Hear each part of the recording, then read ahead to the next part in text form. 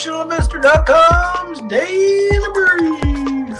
The answer to your question is learn the goddamn process, trade your trading plans, don't take too much risk on any one trade, and just let yourself get rich.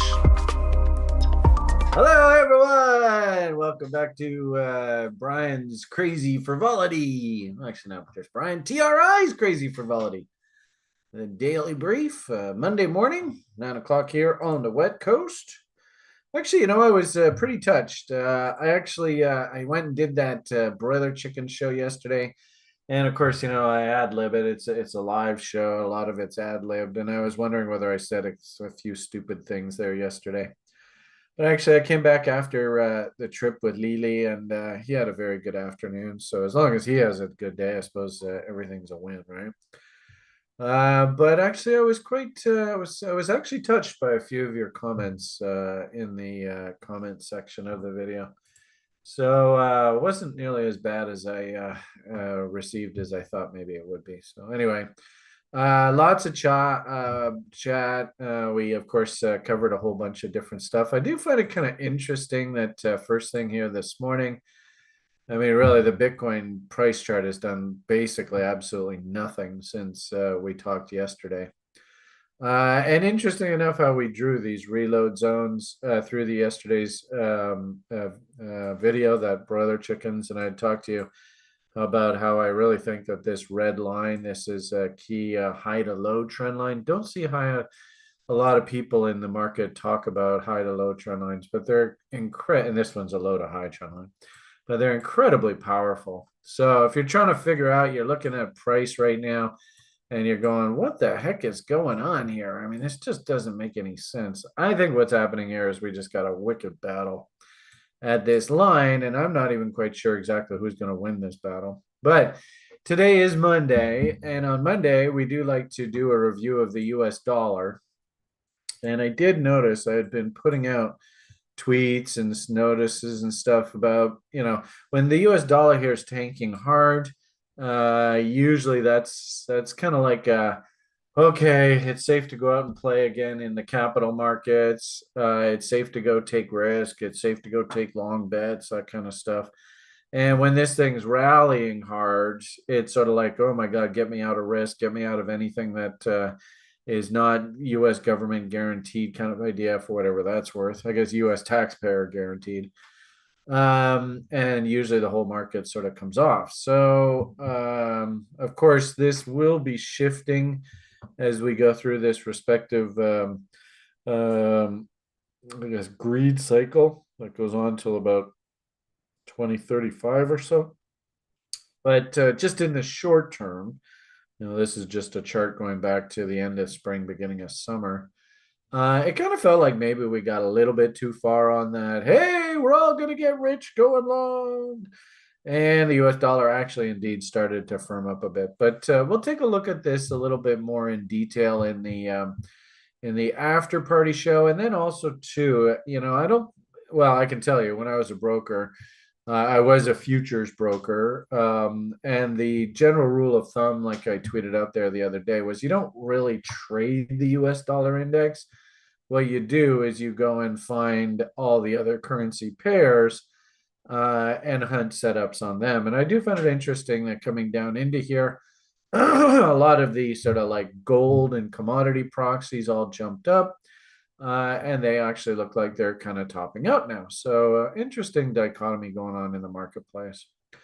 Today is Monday, and from a guy who's just like a gnarly old veteran at this game, how many Mondays have I played this game? Probably thousands, if not more. Monday is usually, let's just let things open up. Let's get settled. Let's try and figure out what, are there any sort of, sort of new trends trying to establish out of the previous week? And quite often also too on Mondays, just hunting liquidity. You see a lot of the proverbial FU moves, right? So be cognizant that Mondays, if you were going to have like a journal entry, What's probably the good attitude on Mondays? Just go slow. Don't push, don't force things, because you might just be walking into a trap. Um, so with that in mind, I'm not in a real big hurry to go risk money on a Monday morning. They do say that something like, I don't know, 70 to 80% of the trends of the week usually establish themselves through the Tuesday, Wednesday kill zones. So if today's Monday, we'll finish the session, in what, 4 hours here, then the Asian markets open up their Tuesday about 2 or 3 hours after that. And then once we sort of get a feel for what Asia's thinking, then that Tuesday London kill zone, if you will, that's usually a pretty good time for markets to go, okay, we're feeling bearish or we're feeling bullish, and boom, go. So having said that, once again, I think I've said this about 2 or 3 times. Today's Monday, go slow. I think it's just a generally good rule of thumb. General routine, which I think is always a good idea if you do fancy yourself a day trader. Try and get yourself into a rhythm where you basically do the same things repeatedly. And it's, just make sure that all of the things that you'd like to have reviewed before you approach the market to actually risk some money, you have almost like a checklist. And my checklist is, I just literally go box by box by box by box. And every single little box here is just a check in. The first part of my routine is, how's the computer, how's the diet and the exercise, how's my sleep schedule. And then of course, a good idea when you start off this kind of routine, that you just have sort of a general, right out of the gate, what's my sort of first impressions, and by me writing down, well, it's Monday, go slow, that just sort of sets the whole tone for how I'm going to approach the morning. I always like the idea to take a look at what the hell's going on in the world. That's just the kind of guy that I am. I like to see technical price action justified by actual news events happening in the world, whether it be earnings or inflation data, or somebody says something, does something kind of idea, and that you could argue to a certain degree is good rational analysis. What's the fundamental justification for you thinking one way or another? What's the technical setup that you're going to trade? And that's the backbone of TRI, the rational investor. So starting out of the gate, and I think we're probably going to have to get used to this kind of theme going forward. I would be very shocked if, first and foremost, if I understand correctly, what a surprise. Turns out half of the economic growth coming out of China was basically a lie. The CCP lies? Oh my goodness, imagine that. And I might even argue probably, maybe 10, 20, 30% of the economic growth of this super powerhouse called China is actually just a complete fraud. So I wouldn't, and now that their real estate market the bubble has popped, the silliness of people actually buying into the idea that a totalitarian dictatorship is actually a good place to have your money working, which it isn't. And if you don't believe Brian, go ask ChatGPT what they think about totalitarian dictatorships. I mean, it's idiotic. So anyway, the point being that I wouldn't be surprised if over the next few years, you find that a lot of the silliness about this whole China story unwinds. Anyway, the headline this morning, and like I said, you're probably going to see a lot of this kind of talk over the coming years, is that, oh, geez, what a surprise. Chinese data was below estimates now and below consensus. And turns out they're not growing as much as they are. In fact, I might even argue that this data has been heavily finessed, because keep in mind, if you don't report data that the higher ups like, you could lose your life over there. I mean, that's how serious these assholes are. So just be aware of that. And like me personally, I love just sitting surfing the Google Shorts and stuff like that, and you see lots of anecdotes about how some of Chinese the whole damn the is falling apart. Anyway, I don't know whether this headline's really that relevant. Canadian investors buy Canadian securities for second month. I mean, okay, fine. The Canadians are raising their short-term interest rates, so by definition, government T-bills paying a half decent interest rate now. That's going to obviously garner some capital flows, and of course, like I just said there a moment ago, if you can't believe what's going on over here, would you dare keep your money over here? I don't think so. So you might even find that there's this big shift, almost like the tides, to get a bit of a shift back into North America. But on balance, I think the general message of today is kind of a lack of drivers. You can see, I personally, and I think this is a good habit to get into, for a good portion of my career, Japan was considered the world's second largest economy. A good portion of my career, Germany was actually in two parts. I don't even know if any of it. Chris, do you have any remembering of West Germany and East Germany? I don't know whether Chris is a pretty good proxy of sort of this upcoming Not generation. so much. None whatsoever, pretty much. Nope. So you don't remember the East German women's Olympic team jokes? I do not. I can only imagine what those would sound like. Needless to say, they had armpit hair issues. Anyway, so the point here is, I wouldn't be surprised if we actually go back into a world where Asia is once again sort of dominated by what the economic prospects coming out of Japan are.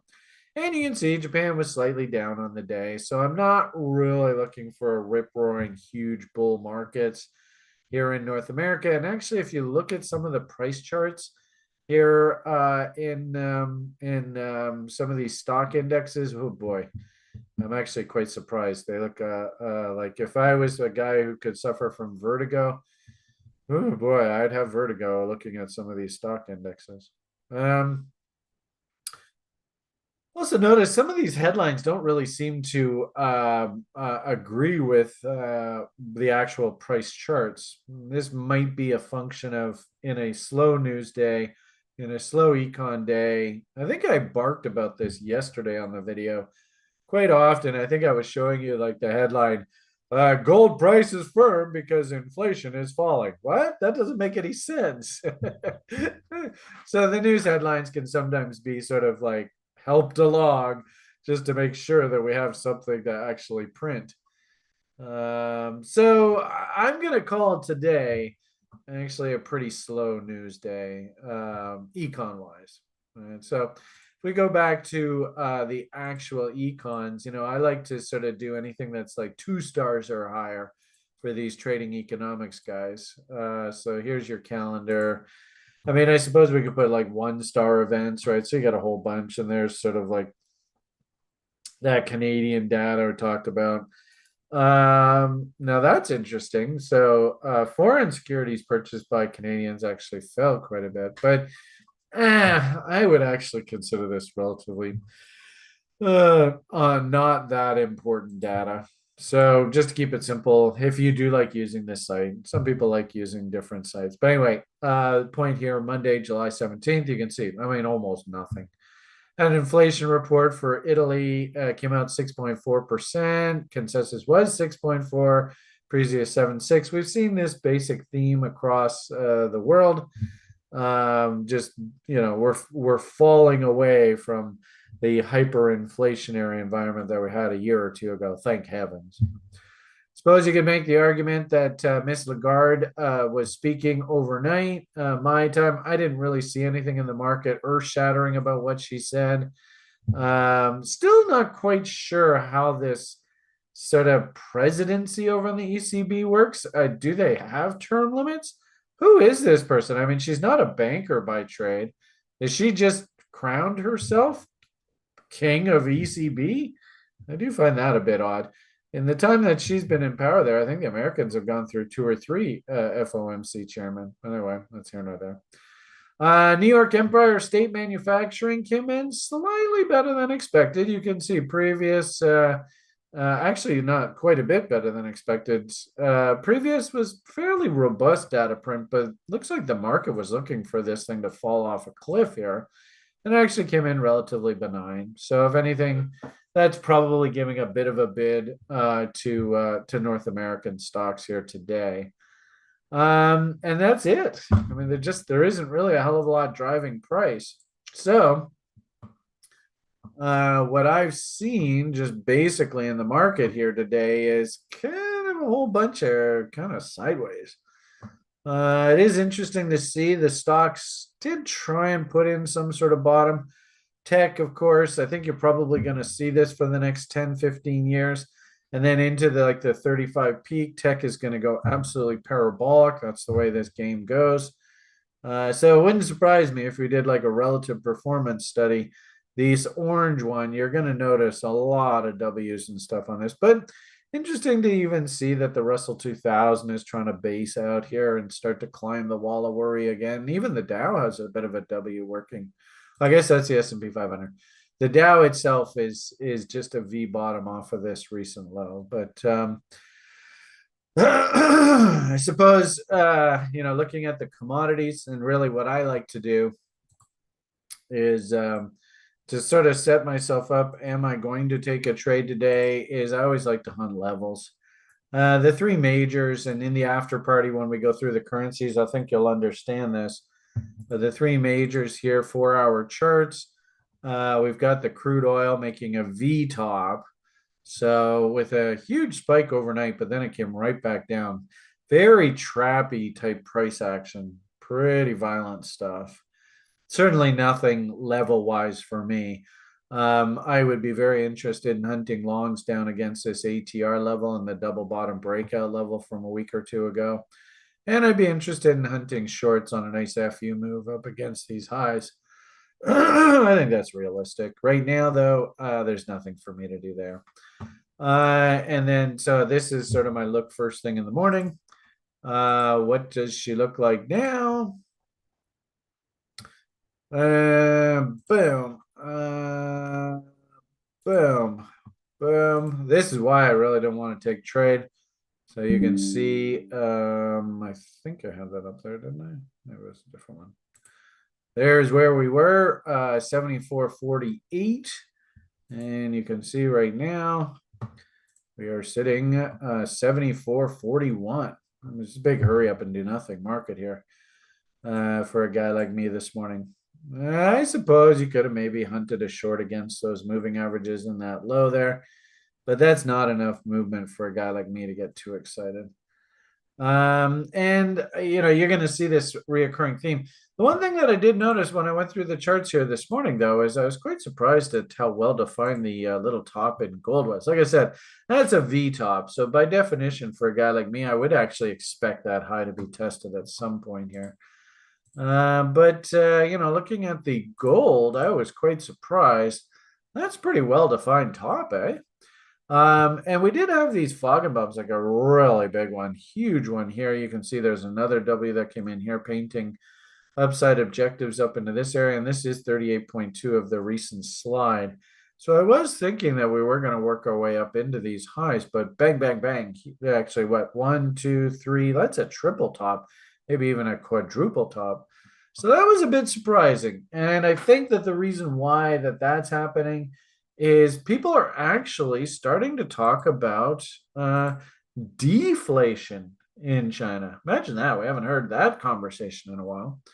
So, they did have their lockdown last year. And of course, they're trying to reopen. Winnie the Pooh basically is telling anybody that comes to him and gives him bad news, off with your head. So nobody's going to dare coming and giving bad news. But the anecdotes coming from on the ground in China is that things are literally imploding there. So I think that's one of your reasons why gold's a bit weaker here this morning, is that quite literally people are actually starting to use the word deflation in China. So how did that gold sort of develop through the day? As I said, there is your top. I mean, from a position trader's perspective, I actually don't have a problem being short here. Having said that, we banged into a couple moving averages here this morning, maybe found a little bit of support. This isn't really my ideal trade location. As you can see, I love this ATR script. It's just so boss. If we can get price back up in against all these previous highs, and notice ATR's up in there. Remember, I said there's 38.2s. I think I made reference to, yeah. And then we've got this Foggenbaum 2.618. So really, if there was a trade location for me, I'd want to be thinking up here. And that's exactly what you want to see, Chris, right? Just straight up there, one candle, bang. Because if I'm not what's that? Sorry. So if I'm not mistaken, I think Chris actually hunted along. It was a cute little bot, I will say. When he told me that he was long, we pulled up the 3-minute chart. It's a bit aggressive, but nonetheless, longtime viewers, people that have watched me over the years, you should look at this and understand what's going on here. I don't think it's rocket science, although I should probably stop talking about this because we don't want Chris to get stopped out here. But anyway, oh Jesus, that half hour went by quick, didn't it?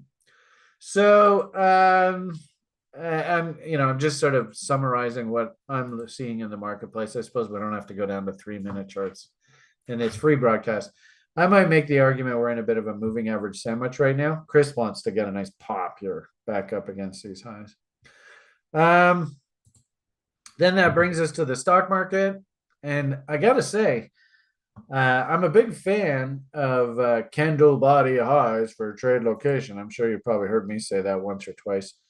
And one hell of a railroad tracks. Actually, not so much on the ES, but when I looked at the Dow, or excuse me, the NASDAQ, I was absolutely stunned by this. Check this out. I mean, I can't believe this is how dangerous this stock market is. There are some people that are calling for a top. There are other people that are saying we're going to the moon. I mean, I suppose that's the job of the market. And I think it's super important to acknowledge that I think there was the trade of the year for this particular year was when we started spitting out these big bullish engulfing bars and breaking out through double bottoms. And you really see it just absolute technicolor on things like the NASDAQ ETF. I mean, that engulfing bar there is just monstrous, huge key reversal. This is a weekly price chart right through there. And I think that was the trade of the year, this double bottom, key reversals, getting long off of that level. And there's boom, your rally. But the problem here is that this is not now. And if anything, this is a good example of the end result of what key reversals do. In the after party, we'll swing around and take a look at the system to see whether we're getting any bearish key reversals or anything like that. Obviously, last week, no key reversals here, but what do we think when we see 8s and 9s on Mr. Tom DeMark? It's interesting how we had 8s and 9s in here, but it turns out that was a midpoint consolidation, which often happens. That's actually not really out of the ordinary, but here we go again. 8s and 9s. And what was really interesting when I pulled this up on like a 6-hour chart, looking at it from a futures perspective, I couldn't believe what I saw here. I'm tempted to go buy it. Oh, look at that son of a bitch. So, here is your, this is a 6-hour chart going, looking at this market from the lows that we saw there in March. I mean, look at this. This is crazy. So, there's our key reversals. There's our double bottoms and all that kind of fun stuff. And look at where we are. And actually, you know what? This is an absolute perfect way to finish this video. Come on over and hang out with us in the after party. We'll talk lots more shortly. But watch what happens when I put on this chaos theory study off of the original double bottom down here. This is crazy. Boom. Look at that. 4.669 right on the frickin' nose. And what I've often seen happen is, we'll play around at the 2.618, and I get the impression maybe that's what this was. We accepted higher, so next stop should be 4.669. We can just draw a nice horizontal line off of that. What should happen here is, if this is actually a top, should actually come back and check. Number one, Wyckoff check the original breakout, but we should also check this 2.618. And then, you've heard me talk lots about Colin, and if we're really lucky, we might get Colin and his crew to come on Friday, talk a little crypto to us in our after hours party show on Friday that we have special guests for. So be sure to tune in for that if you can, because that should be just an absolute killer show. But like if I do things like Colin's Pump Chaser Zone, where are you, Colin? There you are. 38.2 to 50%. I mean, can you see how this stuff is? Have you ever heard me talk about the concept of confluence?